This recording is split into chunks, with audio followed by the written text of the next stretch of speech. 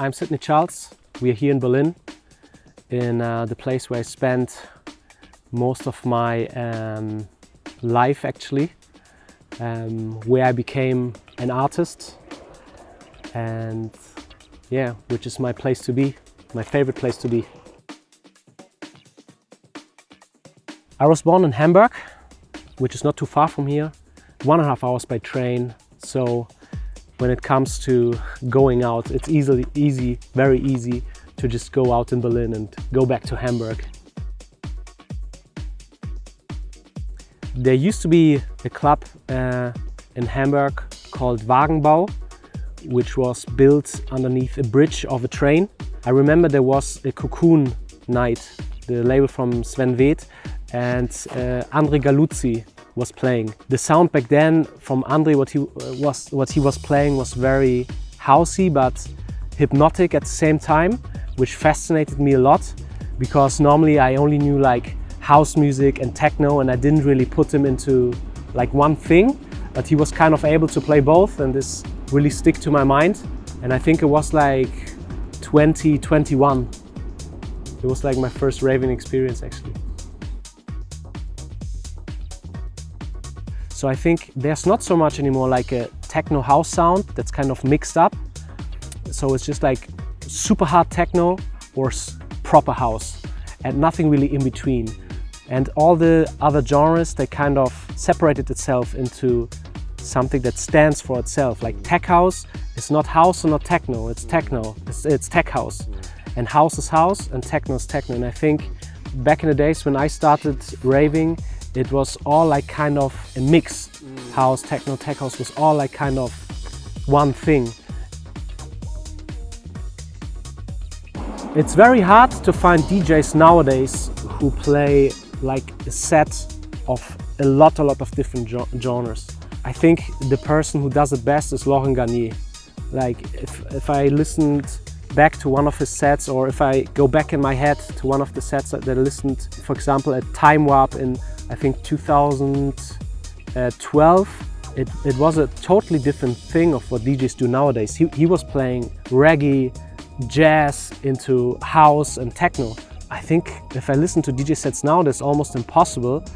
Also because the DJ sets get much shorter nowadays. So we play like 90-minute sets. How do you want to take people on a journey in 90 minutes? It's almost impossible, right?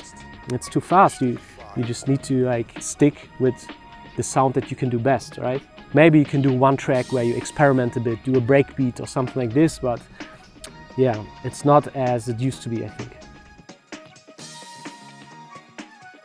No, I started as a hip-hop DJ when I was 16. Obviously, hip-hop is very far away from raving, especially when I started with it. I was more into turntablism and like I was a vinyl-only DJ for the first 5 years of when I was DJing. There were no proper CDJs, there was no Traktor or Serato when I started. So I was just buying vinyls, and this is where I spent all my money into when I was like 16 to 20. That's also why most of my vinyl collection is hip-hop. This is where most of my inspiration still comes from. It was hard as a hip-hop DJ to get gigs because the scene is super like dense, even more than house music nowadays. And it was super hard to get gigs. And the first gigs I got were just gigs in school parties where I had to bring all my equipment by myself. So I had to bring my turntables and I was playing all night long. So I played like 6 hours of hip hop music where the tracks are only like 3 minutes long, right? So you need to change the vinyl every 3 minutes for 6 hours. It's very different from playing a house track, yeah. So I brought all my equipment by myself. I brought like 4 vinyl cases full with hip hop vinyls and just like playing all night, you know. At the end I was like just out of vinyl, so I had to start from the beginning and play tracks that I played in the beginning because I just hope people forgot, you know. If you look at DJs nowadays, most of them go the fast way, right? Because it's just how things are natural nowadays with social media. Things go much faster. I think this is special about DJs who started 10-15 years ago, that they went through a phase of being a total nobody, getting gigs in where you get paid. Back in the days I got paid like maybe 200 Deutschmarks, or then later on like 400 euros max. This was like max for playing an all night long set of 6 hours, where you have to bring your equipment. They don't give you money for gasoline or whatsoever. So in the end I always paid on top. The first time I got proper, like a proper spin inside the nightclub was when a DJ recognized me, and his name was DJ Vlada. He's still quite active, and he does support gigs for Pharrell and Exhibit and like a lot of Snoop Dogg, to name a few. He was like the first one who also taught me more about what is it about to be a DJ in a club and how to read the crowd and stuff like that. Before I was just like spinning records that I liked, you know? Yes and no. I think they are lacking definitely that experience of becoming a proper DJ, but the crowd has changed as well. So with social media, the crowd also expects something totally different from you, because it's more about this sensational moment that's good for the camera. And it's not about the experience of enjoying an 8-hour set from someone and going on a journey and enjoying the whole night, because the sets are only 90 minutes long from the DJ. So you go with a totally different expectation to raves nowadays, you know, and the crowd gets also younger and younger with social media. That's why the whole dynamic has changed. When I finished school, I went, I didn't know what to do basically. And I was like, okay, I don't want to go studying yet. I'm not ready, I don't know what to study. So I went for a 1 year, yeah, it's like a work, but you're taking care of a child in a different family. Au pair, yeah, we call it Yeah, au pair, yeah. So I was an au pair in Spain for 1 year, where I just wanted to use the time just to get my head like free and just try to see where the journey is going basically. And when I was there, I went to a club once called Low Club. It was a super legendary club in Madrid, and I didn't really know when I went in. But when I went in the first time, Carrie Chandler played there, and someone called Terry Brown Jr. This was like one of the pioneers of proper deep house, together with Jimster is probably the most known one of this kind of sound. It was Jimster, Terry Brown Jr. and someone called The Time Brighter. They all played in this club, not at the same night, but the first time I went, it was Carrie Chandler and Terry Brown Jr. The sound totally took me in a different world. And this was like my first step into house music, was proper deep house. Like the ones with the whole arrangement of the track and the mood of the track is actually really deep. It kind of moody, thoughtful vibe, you know? Then deep house, what it's nowadays, it's a totally different thing. Yeah, this was like my first contact with house music, and after that I was more interested in it. Maybe it's good to mention before that I was always experimenting with making beats. Also when I was doing hip hop, also as a hip hop DJ, I was always trying to make beats. They were like not really good. I tried it with Fruity Loops or Magic Music Maker, where you just put on like blocks into each other and it sounds cool when you do. You don't really can just throw anything in it. It somehow sounds good. I think this was like the first time where I thought, okay, I really want to create something like this as well myself. And then I was getting more serious into that. Can we move to that one? Yeah. The sun's in your eyes. Sure. Magic Music Maker. Then there was a program called Sony Acid, which was more serious, but I used this one more to make edits. So I tried to make my own edits of hip-hop tracks, where I tried to lengthen the intro and the outro. So I was having a little bit more time to adjust the beats. And then I think the next one was Fruity Loops, where I got a little bit more serious, where I was going deeper into what actually is EQing, what actually is compressing. And this was like the journey. And then, yeah, the next level was Ableton. And then with Ableton, I love this workflow so much, with this like easy drag and drop kind of workflow, and there I was feeling so much more comfortable with working than with the other DAWs that I used before. Join the next generation of house music creators with SYNTHO. It's time to take your music production to the next level. We've got everything from in-depth beginners courses to advanced mixing techniques. SYNTHO is your all-encompassing music education platform. Learn from some of the hottest world-touring DJs. It's your chance to unlock house music secrets from industry professionals. Get one-on-one feedback on your music with SYNTHO's bespoke feedback system. These guys aren't biased to your track. They will tell you what you need and when you need it. Use this to make fully finished tracks to send to labels and artists. It's now time for you to reach for the labels of your dreams. Get access to your favorite artists, tailored learning paths, and learn anytime. Head to our website now and turn your house music dreams into a reality.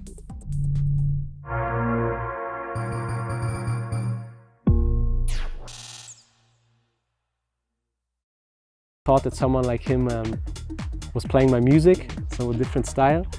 And Martin Eira, it was like when tech house in Germany was quite big. So this kind of percussive, like two-tone bassline tech house. I had my first proper release I had on Kling Klong, like the first proper one, where also I got a lot of attention. And Kling Klong was one of the first labels that had which was popular and which was known in the scene, and also had let's say a proper feedback catalog. So they sent out a promo, and you got these feedbacks where actually the big DJs will listen to the music.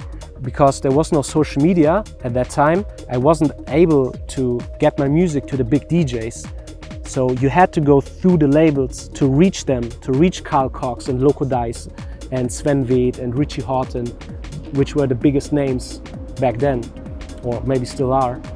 And yeah, that was the way. So I definitely go for Yuhe Repro 5, which is an amazing synth. I use it all the time. Second one is the XLN Retro Color, which is an amazing plugin for texture or getting some analog flavor into any sound that you want to.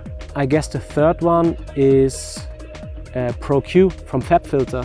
It's just the best EQ that is in the market, and I use it on every element I have. I have to say hide and seek. Really? Yeah, I have to say hide and seek. From when I think back, and when you just asked me this question, was the first one came to my mind, really, without any doubts actually. I think it's just that because my musical career in house music started in Manchester, the set I played last year, I don't know how I made it, but yeah, I was able to expand my following, and I just remember that the vibe was incredible. I'm really hard on myself. I really rarely tap myself on the shoulder and say well done, but I have to say there everything fell into place. The tracks that I played, and I was playing like a last track because I thought my set time is over, but somehow I was allowed to play longer, and then I just kept on playing, which made it even more special. 3 hours. No, not, I think even 4. It's even better.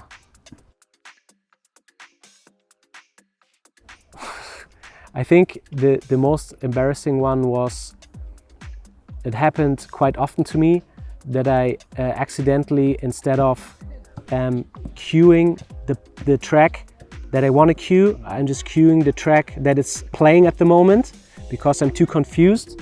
And it actually happened to me a handful of times. I know, actually, there's one more that's even worse. So sometimes with the Pioneer mixers, especially the new ones, there are buttons to the channels going to the left or A or B crossfader. And sometimes, if it's on A and it's on, but the fader is totally to B, you go on the left one and you think it's on, but you don't hear anything. So you're like, what's going on? Is it not working? Everything is up, you see the signal running, but the only thing that's wrong is that the fader is to the right side and you think something is actually wrong. I played like this once and then the fader went totally right and the music was off and I didn't know what the fault was until I accidentally hit the fader and the music went on again. And it was like quiet for a couple of minutes. Yeah. I don't know, I mean, when you fuck up, you fuck up. There's not really anything good about it, you know. You feel like shit as a DJ, as a performer, as an artist, but when you fuck up, you fucked up, and this is what people remember as well, right? So in the end, you can just try to do best out of it and play some bangers or whatever and tease the crowd a bit, feed them with something they know, I don't know, something like that. I always wanted to build my own brand, and before it wasn't really possible because I used to be in a management that was very strongly connected to another label that I was signed with. They didn't give me a lot of space to do what I wanted to do. And because I was just in the beginner phase, I just said yes to everything. So Heavy House Society was basically my start of my personal freedom, because I separated myself from the management, all my old connections in the music industry, and I completely started from scratch. As well as musically, I tried to define myself in a different way, and I wanted to use Heavy House Society to enhance this change, as well musically as an artist, as well of the new path that I was going into. The sound of Heavy House Society is also very, very strongly connected to my early inspirations of hip-hop. And I think you can definitely hear that. To do your own label is also something where you have so much more freedom in choosing who you want to release, right? So you can search for new artists that you want to build up that are like 18 or 19 years old and already have like such a big image or big progression in their musical journey. And I think if you have a label, you can basically help them to grow, and this is also something which is amazing about owning a label, right?